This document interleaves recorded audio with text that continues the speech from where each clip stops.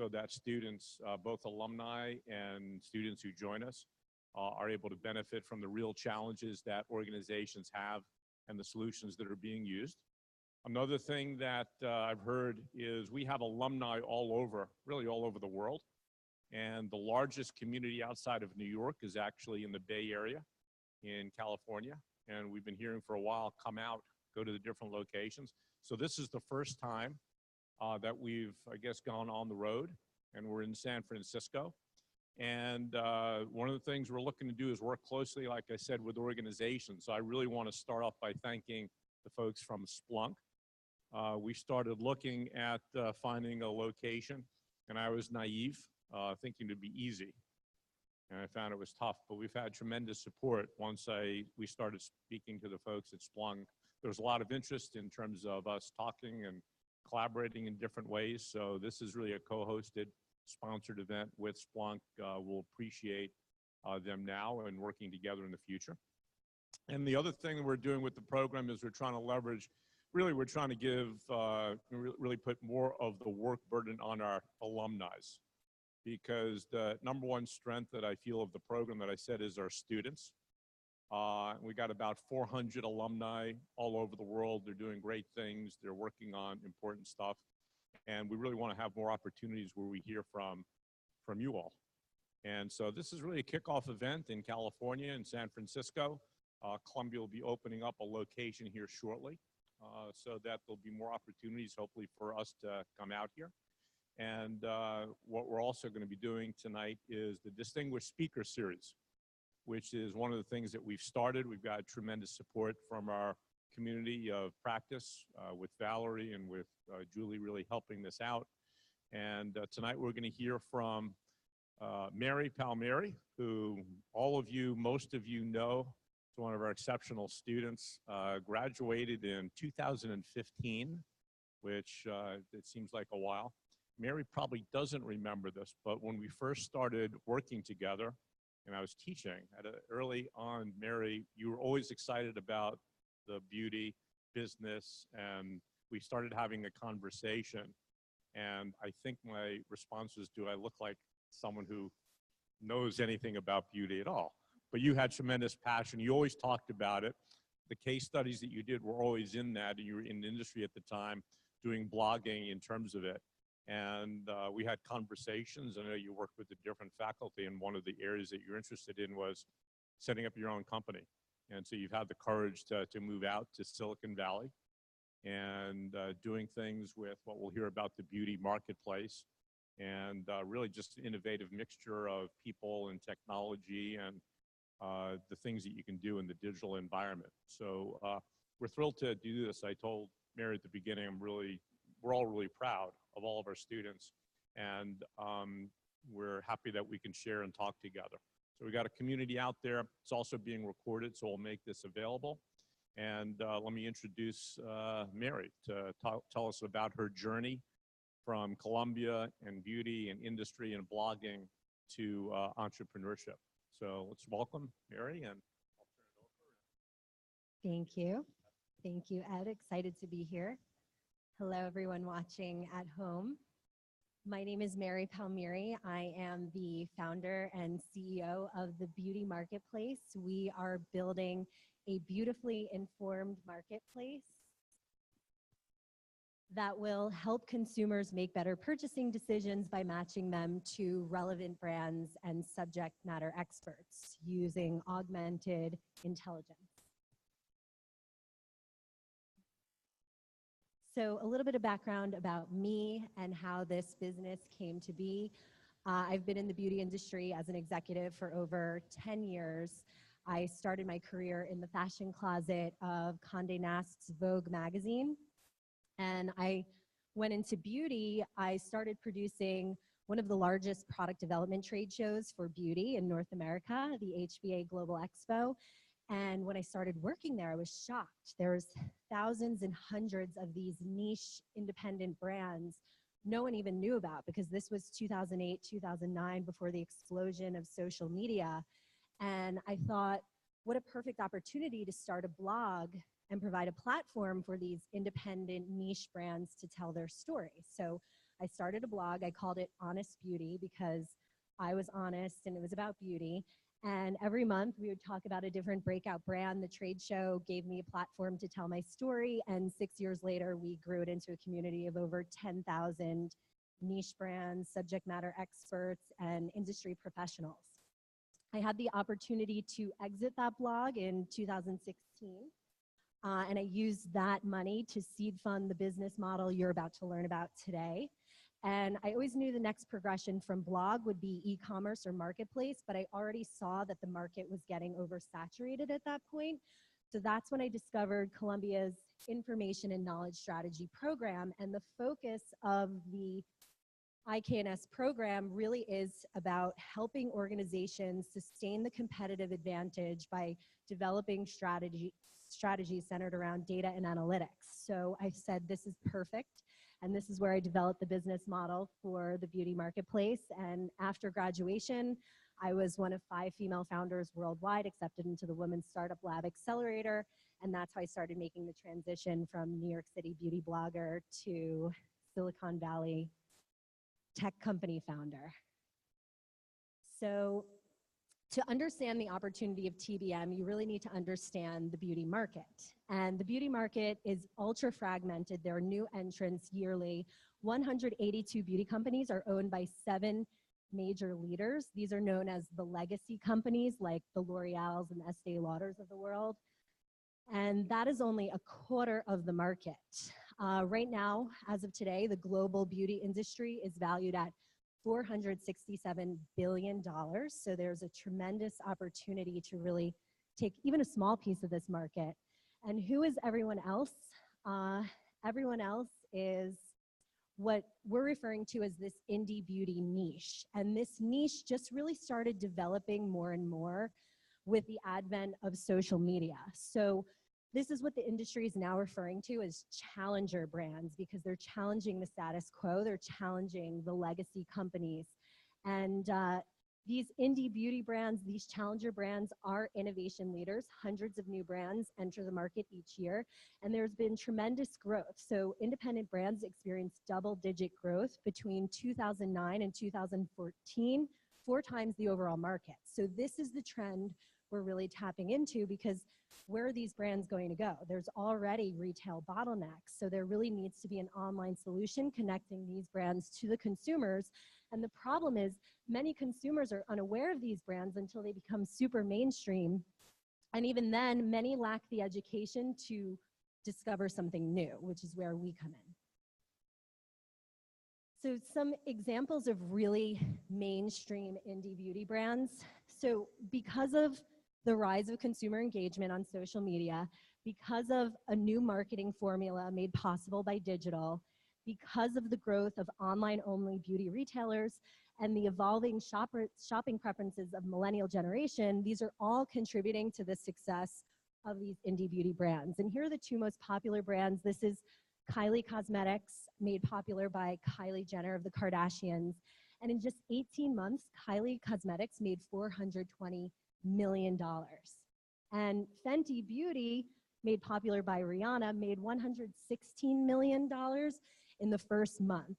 So there's a real opportunity to codify what makes these brands successful and apply it to our community of 1,900 indie beauty brands so we can start replicating this success at mass.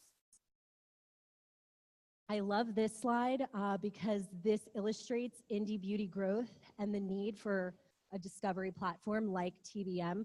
When I first entered Columbia program, the indie beauty niche was so undefined, I couldn't even find statistics on the market.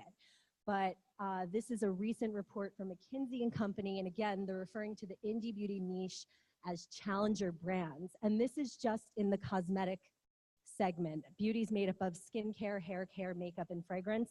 So in the makeup vertical alone, challenger brands account for 10% of the market and are growing almost 4 times faster than legacy companies like L'Oreal, Revlon, etc.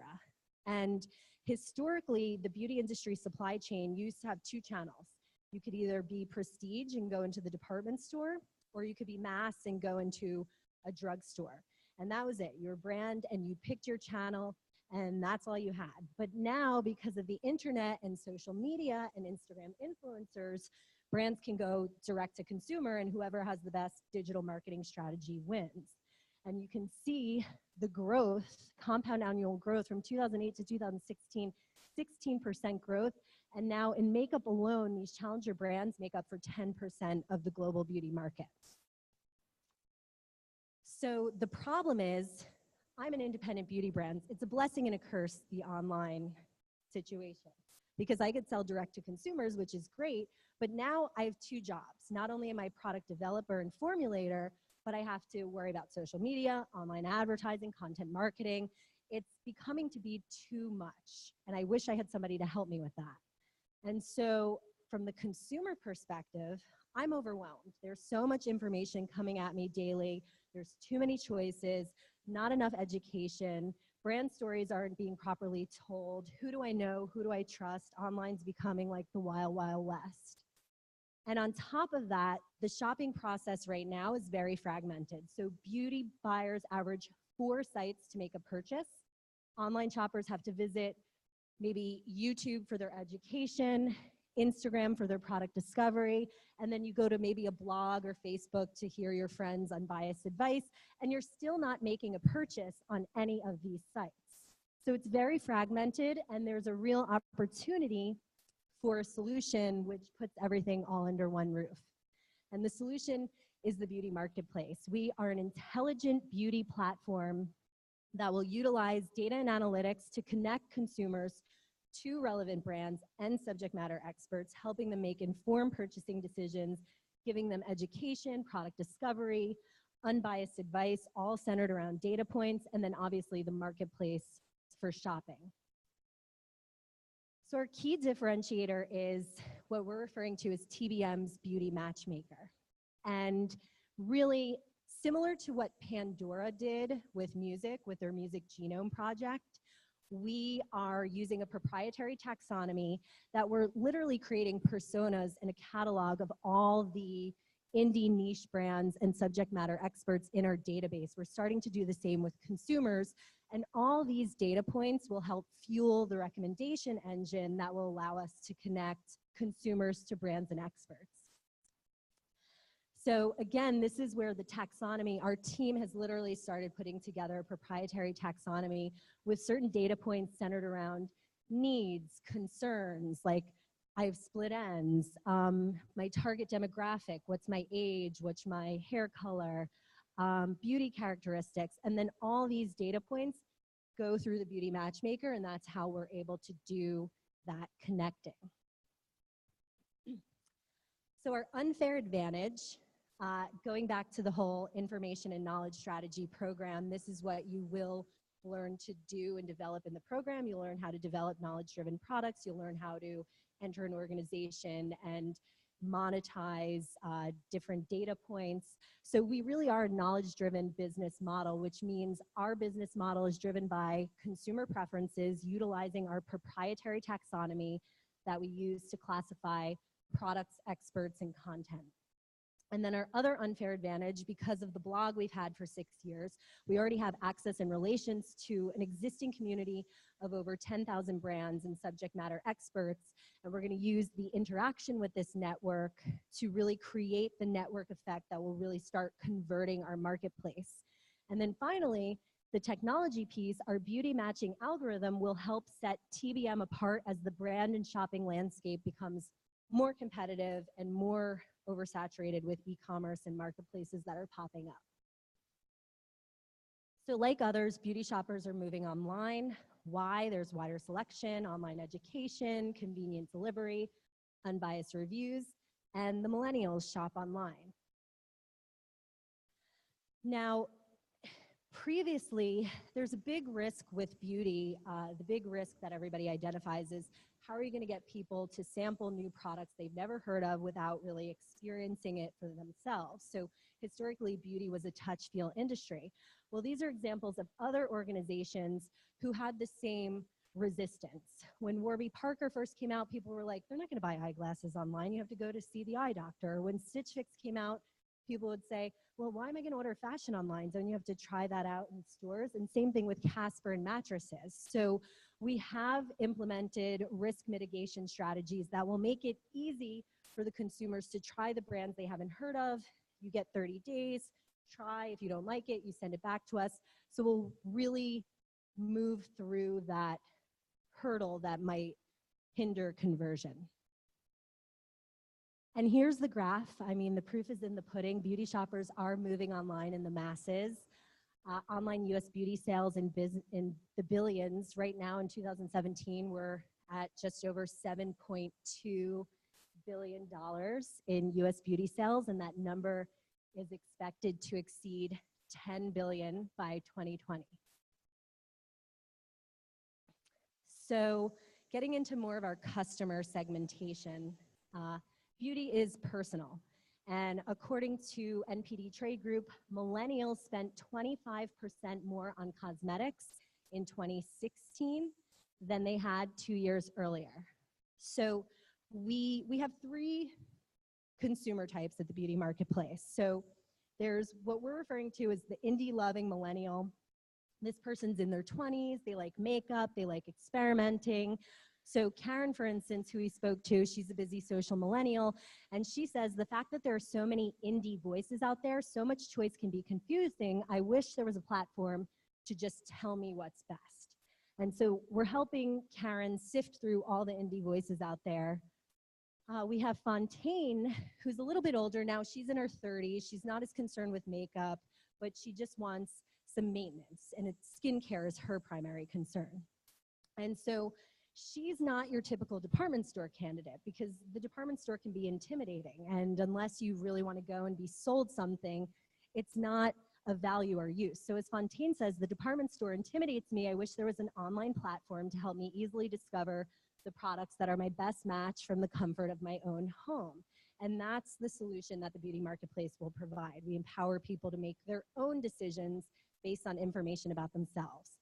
And then because we are a two-sided marketplace, we have our consumers on one side, and then the other customer is our independent brand. So someone like Jessica, who's an indie brand manager, wishes there was a cost-effective way to connect with new consumers online that didn't involve a $10,000 a month retainer or something super expensive. So that's the value we're providing the independent brand. This is a great article that was just published in the Financial Times on May 11th of this month. I had to put a little snippet in this presentation, and the title of the article is "Retail is the Beauty Industry Amazon Proof?" And I think that's the elephant in the room. How are you going to compete with Amazon? But this article goes into telling you about beauty is an experiential shopping experience. So if you're looking for value, yeah, maybe you'll shop Amazon, but for the most part, people who love beauty really want a shopping experience. And 86% of women buy makeup, 78% buy skincare, and billions of people are online at all times scouring for something that's going to make them feel better. So there's a lot of obtainable market share out there. So our value proposition. Our value proposition for the consumer is consumers get a personalized selection from the broadest assortment of brands and products. So if you go to Sephora, you're only limited to what Sephora has on their shelves. If you go into Ulta, same thing. We have 1,900 brands in our network. So we're putting them online, and you get to interact with them. You get personalized selections. You get more products. We're also incorporating influencers. So it's everything under one roof, one-stop shop. And our value proposition for the independent beauty brands is you get matched with customers seeking your particular product features more cost effectively than traditional advertising options. There's a large pool of target customers. Customers are pushed to their products based on fit, and we also have different social and digital marketing tools. This is our quality rubric for assessing brands. So yes, we have 1,900 brands in our database, but we're not just going to put them all online. You have to go through a quality check process, and these are kind of the 4 pillars. Number 1 is product development. What's in your product? How are the ingredients? How are the packaging? Does the product work? There's also the brand story. What's the story behind the brand? That's what consumers, particularly millennials, really buy into. And that's why a lot of legacy brands are losing their appeal, because there really is no story or passion behind them. And then we also look at their marketing and promotion strategy as well as distribution. And then based on where they land in the quality rubric, we have our additional services. So if there are gaps in certain areas, this is how we fill it in. And we can help implement strategies to make the brands, the beauty marketplace friendly. And those are our additional services that we offer the brands. Competition. So where do we fit in the market? The beauty marketplace really fits into the market by bridging the gap between online sales and marketing tools and then a product and brand matching technology. So there are the legacy beauty brand sites that really only sell their products. Then there's big beauty e-tailers like Sephora, but they're not really focused on, you know, connecting the brand to the consumer, and they don't really partner with the brands. There are other niche online e-commerce sites, but again, and they're doing some high-level matching technology, but our strategy is really based around, you know, deep level connecting consumers to brands. And then there's mass aggregator sites like Amazon, cost effective, not the best shopping experience. And then there's the brick and mortar niche beauty stores and salons, which have a unique product mix, but again, not really helping the consumer discover what's right for them. So this is our sales and marketing strategy that we're in the middle of right now. So right now we have an existing community of 1,900 brand contacts. Our goal is to complete profiles for the first key 50 bellwether brands. Since beauty is the third most searched category on Google, search engine optimization is a huge part of our strategy and landing on the top of the search pages. So we're implementing that strategy right now. And we're also testing content and our acquisition channels to achieve product market fit. And then we're about to kick off a recycling program where consumers who have extra beauty products lying around from all the subscription boxes where you're not using half of the stuff you get, you could send them into TBM, we'll recycle them for you, and then you'll get points to shop on our platform. We're also in the middle of reaching out to experts and influencers with a strong following. We're offering them a branded store within a store that they could curate on the beauty marketplace. And then we're in the process of optimizing our matching and engagement, constantly analyzing and improving our matching algorithm and taxonomy as more and more consumers interact with the platform. And we're utilizing this transaction data to improve brand and product merchandising. So how will we make money? The important part. We have a transaction and listing fee for the brands that we're waiving for the first 50 brands on our platform, but this will automatically kick in depending on what service level you get. We will run that fee automatically. We also have a take rate or a commission of each product sold or service sold on the marketplace. And then of course you saw the list of additional services, different lead generation campaigns. And in the future, there's definitely opportunity for some data monetization strategies once we have enough data going through the platform. So the team, I want to give a big shout out to my team because they always say team is everything when you're starting a company, and I could not agree more. I love my team. I think we're all rock stars in our own areas. I'm obviously the beauty subject matter expert. We have Florence Sue, who has a statistics degree from Stanford, and she is just an expert on acquisition and conversion. She's worked for e-commerce companies like 11 Main, which is an Alibaba subsidiary, and Disney Interactive, and she just knows her channels and her acquisition. We have Tamika Vasquez, who's also a graduate of the Information and Knowledge Strategy program. Shout out to Tamika. Tamika is our B2B marketing expert, so she helps recruit the brands and the indie brand side of things, while Florence is the consumer side. We have Madhuri Murakonda, who is our product and data lead. She's currently maintaining the integrity of the platform and our taxonomy, making sure all the data points are aligned so we can execute on our matching. And then on the advisory side, we have Tony Clemendor, who's our business advisor. He's started and exited companies before. He's advising us on the business side. We have Ravi, who's our tech advisor. He used to work at Sephora and led some digital strategy there. And then we have Corey Huggins, who's our branding storytelling guy. And he's worked at L'Oreal, and he's launched Glossybox in the United States, which is a competitor to Birchbox. So that's the team. Our current status and milestones. So right now, we are starting to onboard influencers and subject matter experts, and we're creating a content library through what they have with blogs and videos and everything else, and we're currently cataloging that content library. We're in the middle of the brand onboarding process. 23 brands are currently live and shoppable on thebeautymarketplace.com. We have 44 brands in the pipeline. We are doing a case study with Columbia University's Information and Knowledge Strategy program so we can work with students to continue to develop our intellectual property. And we just kicked off a 3-month business-to-business trade PR campaign on May 15th to start recruiting more brands and experts and just announcing ourselves to the market. So our next steps, we have 3 key things we're focusing on.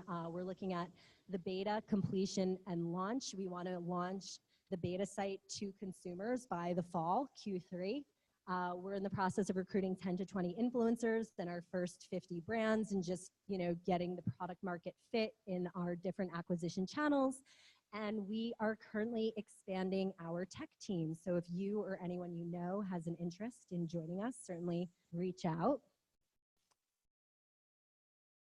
And in summary, customers are looking for a personalized solution. The beauty market is really crowded. They want something that will just help them make decisions fast. Indie brands are looking for a retail partner so they can help scale and grow their business without having to go look for venture capital money.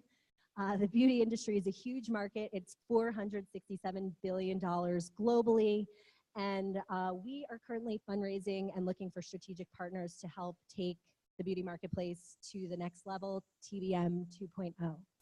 And again, I'm Mary Palmieri, the founder and CEO. I want to thank Columbia University for having me here today. And this is my email, mary@thebeautymarketplace.com. Feel free to reach out to me at any time with comments, suggestions, anything. Thank you so much for your time and listening.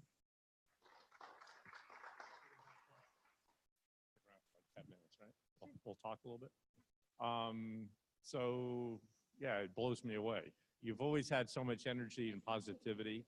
You talked a lot about the things that I saw that you've always been interested in. What's a couple of things from the course, from the programs, IKNS, that helped you in terms of your journey?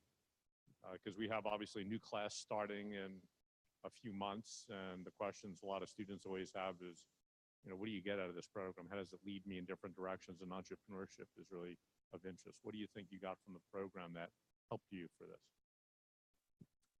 I think the program, we're really in a new paradigm in terms of how companies and organizations are structured, and really it's just with technology moving so fast, it's the ability to be agile and adaptive. And even in the startup world, you don't just go run and do a launch. You get a good team in place and you iterate and you pivot and you learn. And the same is true for a startup, and the same is true for a large organization.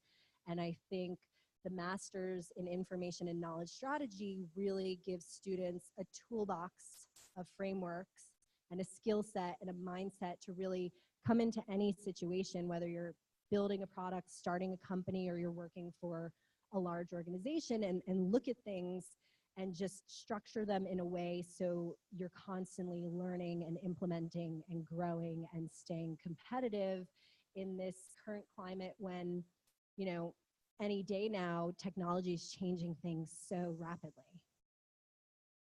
And let's see, we have a question from, so we have folks online, and Carolina's got a question for us. Why don't you,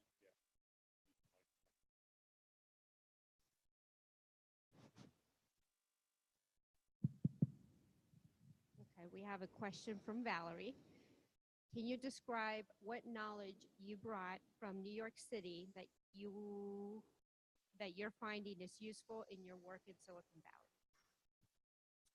So the knowledge, hi Val, the knowledge I've brought from New York City that is useful in Silicon Valley, aside from the thick skin that you need when pitching to investors, yeah, I think it's interesting. I mean, there's just, New York made me. I grew up in New York. I, was immersed in the beauty industry and media in New York. So I think, I took so many skills and network, and just even being in Columbia, just my colleagues, I just learned so much from them. And it's just, I think that's what's really helped me. It's just being able to move to a different location like Silicon Valley and knowing I have the Columbia network to tap into and people supporting me. And, it's just, yeah, it really is great. And yeah, I'm just learning so much every day. So. I know, I see on your team, just for the previous chart,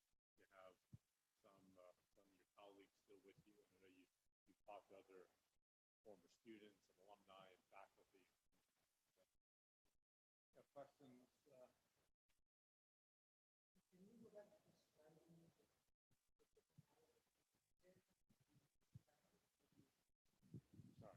Indie one, the pie chart that you had. So yeah, while we bring that up, Mary, phenomenal presentation, and hats off to your, your dream and where you have come. I think you're taking on, a very serious, business problem with phenomenal potential. So my question is the indie, which, obviously, is your key target. Mm-hmm. Is going to, see explosive growth. So a couple of questions. So today, where do you think the slice of the indie market fits in? And the second question I would have is, some of these premium brands, like the Italian names, I mean, I can go on Italian, French, and European brands, they also are somewhere in that pie, right? Mm-hmm. In the deeper pink one. Mm-hmm. So you can probably, use this as a disruptor, not only the big names that you've listed there, Right. but also those, because these guys are themselves in a multi-billion-dollar brand, right? Mm-hmm. And one last little question is how, do you have any projections, how the indie brands is going to grow? If I see anything, it's only going to grow more and more, right? Yeah, so the indie brands have already experienced 4 times the growth of the overall market. So in this pie chart, these are kind of the industry leaders in this corner. And, there's still data coming out on how to really define the indie market. So there is even a real opportunity there, because right now online is kind of like the wild, wild west.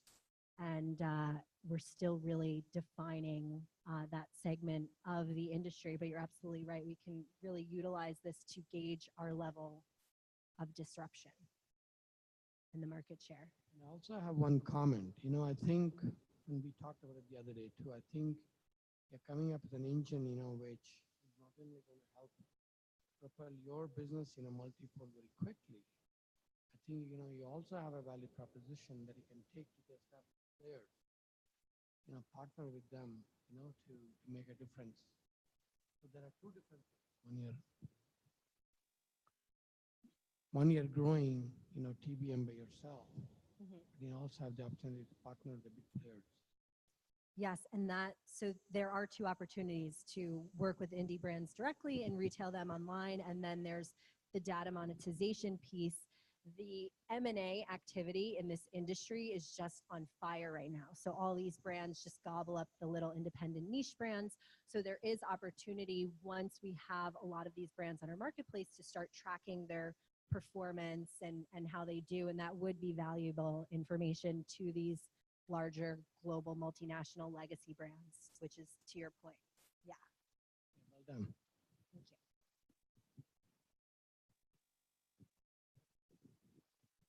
you. I have a question about the larger company aspect. is there something that you're going to use to mitigate the larger companies from buying more of a piece of the pie and getting more visibility from your data than other companies? So I think you're asking, how are we going to mitigate the risk of the larger companies from just coming in and building a larger piece of the pie? Is that what you're asking? Exactly.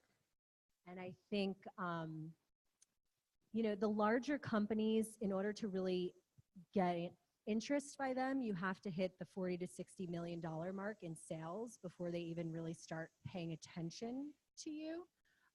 So if we could, you know, almost be the catalyst in the middle to help us grow some of the brands in our marketplace to that level and help sell them off to the larger legacy brands, then that would be a value add that we're considering. Does that make sense? Yes, that makes sense. I think to target that a little bit more, one of the value propositions is to have the customers out there to be able to buy the products and to recommend products to the individual customer. As the larger companies start investing in the product, are they going to have an unfair advantage? I think that was more of the question. I think, you know, I think the larger companies really just, you know, focus on the niches they have and how to extract value out of the brands in their portfolio. So we would almost be acting as the independent niche legacy beauty company, and we would kind of be doing the same for the brands in our portfolio. So it would almost be synergistic, if that makes sense. Yeah. Two solid, you know, business lines. You know, one, you're building this engine, but then, you know, you'll have something that they don't have. So they will be, you know, compelled to come to you with the value proposition. So, you know, your platform, you know, will not only help you grow your business, but help them grow their business. That's So, right. you're killing, you know, multiple birds in one stone, or two. That's right. I think we have questions from online. Yeah, Mary. So we have a question from Barry. Are you looking to automate, enhance your taxonomy development with any AI functionality? Yes. Hi, Barry. Yeah, that's one of the primary reasons I'm out in Silicon Valley, because this is where the advancement in AI, artificial intelligence, a lot of buzzword out there, but that would be the goal once we have large enough data sets, would be to automate the taxonomy so we can have this automated recommendation engine for beauty. So yes, absolutely. I actually have a question. I find this highly fascinating.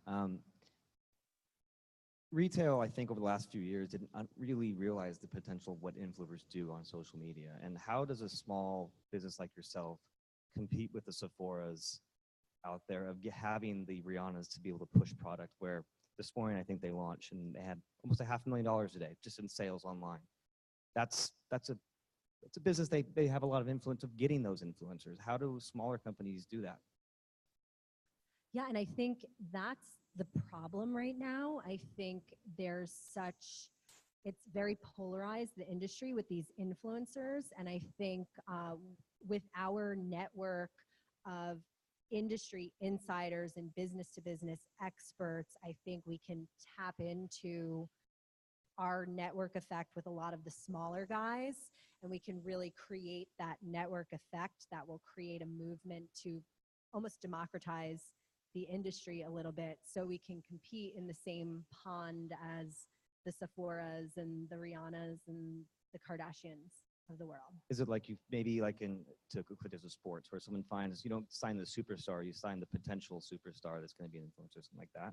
Yes, yes, that's a good analogy. We're not looking for the starting quarterback, but we have a lot of really great players you'd be happy to have on your fantasy football team. And if you have enough of those all-star players in one place, you're going to have a winning team. Yeah.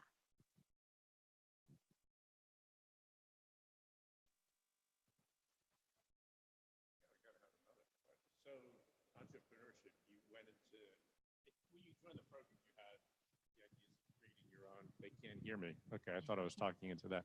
When you joined IKNS, I know you always had ideas and creativity, and I think the entrepreneurship bug was in you, right? What is it that you've learned about entrepreneurship that is your biggest surprise? Something that maybe you didn't expect in terms of, you know, the beauty market, in terms of your experience here?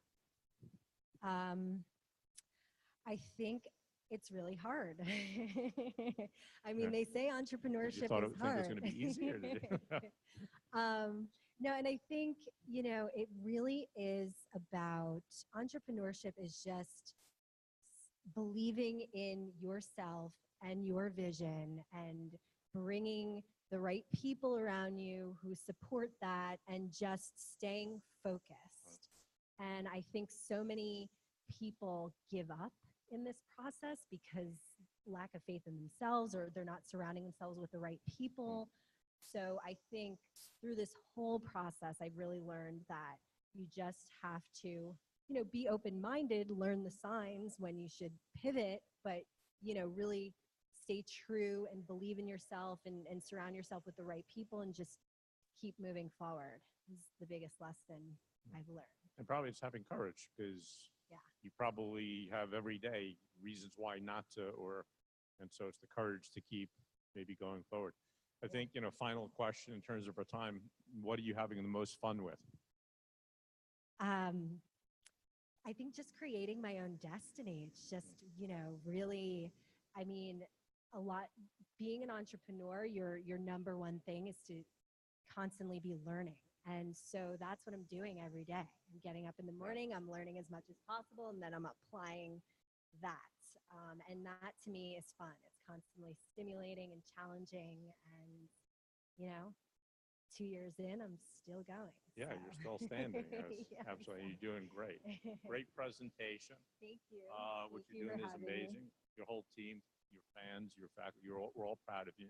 Thank you. And that was a tremendous, it flows very easy what you're talking about. So it comes from obviously the heart and as well as the brain. So thank you. So Thank you for let's having thank me. Mary. Absolutely. Thank Anytime. you. Want to also, I really want to thank Splunk, because again, I was foolish and naive.